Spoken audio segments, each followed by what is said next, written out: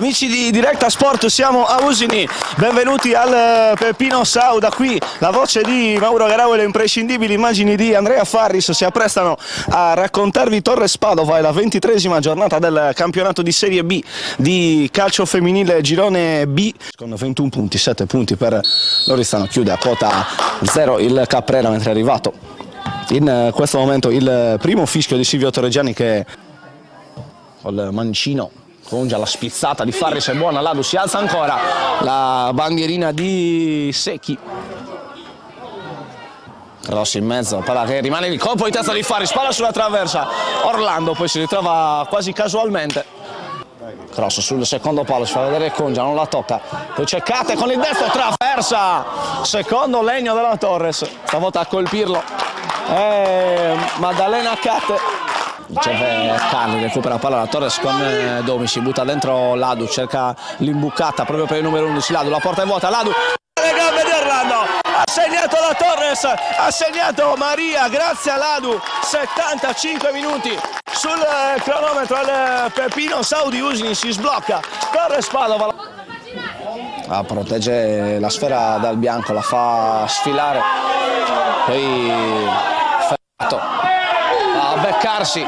con un avversario, arriva una ingenuità clamorosa di Laura Peruzzo,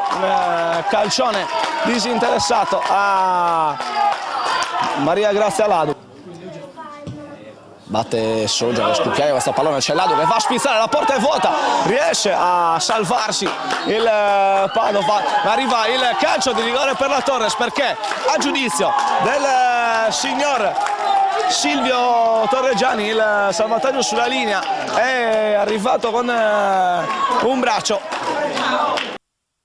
Torreggiani, Grace Domi contro Elena Orlando, parte Domi, apre il piatto destro, ha segnato la Torres, ha segnato Grace Domi, 83esimo minuto,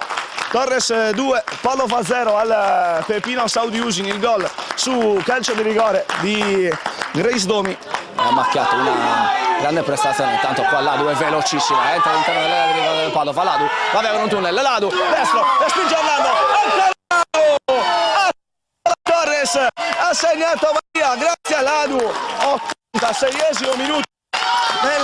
sul cronometro, Torres 3, Padova 0. Ferrato che gioca uno degli ultimi palloni di questa gara, bella qua l'idea, all'interno dell'area di rigore si alza però la bandierina di Nicola Graziano Secchi, e questa l'ultima decisione della terna arbitrale che ha diretto Torres Padova, sfida che si è conclusa sul terreno di gioco del Peppino Sau di Usini con il punteggio di 3-0, la Torres che torna alla massima affermazione dopo 3 sconfitte consecutive e lo fa sul